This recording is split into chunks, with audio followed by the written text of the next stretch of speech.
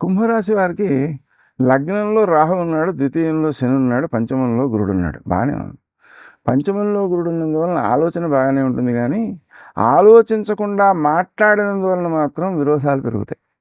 ద్వితీయంలో శని ఉన్నందువలన సమయానికి మాట్లాడనందువలన కొన్ని ఇబ్బందులు వస్తాయి, మాట్లాడినందువలన కొన్ని ఇబ్బందులు వస్తాయి. అందుకని ఆలోచించి మాట్లాడడం అనేది చాలా అవసరం.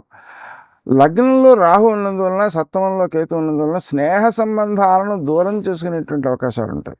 కారణం ఏంటంటే వాళ్ళకి ఏదైనా అవసరం వచ్చినప్పుడు మనం గమ్మున ఆదుకోకపోయినట్లయితే ఆ వ్యక్తులు దూరం అవుతారు కదా. అలా ఆదుకోకుండా ఉండే మానసిక స్థితి అంటే పని ఒత్తిడి ఇలాంటివి కనిపిస్తుంటాయి. పని ఒత్తిళ్ళు ఉన్నా కూడా ఆదుకునే కార్యక్రమానికి కూడా శ్రద్ధ పాటించాల్సిన అవసరం ఉంది. ఆ విషయాన్ని గుర్తించాల్సిన అవసరం ఉంది.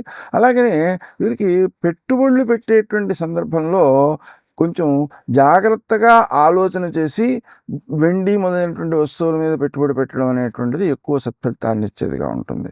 ముఖ్యంగా ఎందుకంటే వీరికి పంచమంలో ఉండేటువంటి గురుడు, అలాగే చతుర్థాధిపతి అయినటువంటి శుక్రుడు, వీళ్ళ విషయంలో మనం కనుక దృష్టి పెట్టుకున్నట్లయితే ఆ వెండి విషయంలో ఎక్కువ ప్రాధాన్యం అనేటువంటిది కనిపిస్తుంది.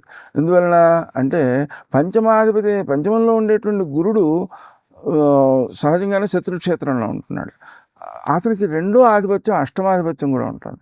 అందుకని గృహముల మీద పెట్టుబడి పెట్టడం కంటే వెండి మీద పెట్టుబడి పెట్టడం శ్రేష్టము అని చెప్పి తెలుస్తోంది.